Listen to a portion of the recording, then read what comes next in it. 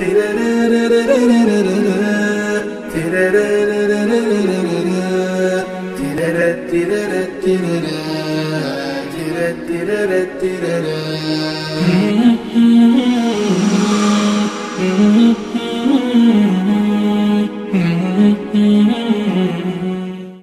الله الرحمن الرحیم.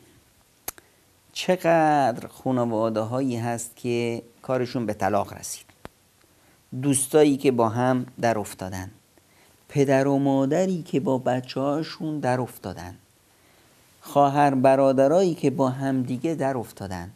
همش حکایتش چی بود؟ گمان، ظنهای بد، گمانهای بد، تجسس کردن، از این اون بورسیدن و مثلا تحسس کردن. نه، این کارو نکنیم. ایاکم و ظن.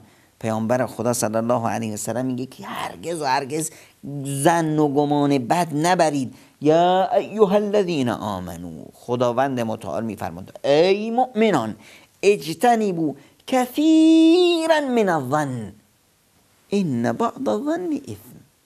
ای مؤمنان از خیلی گمانها و ظنها و گمان زنی ها دوری کنید، چرا که بعضی از گمانها گناهه.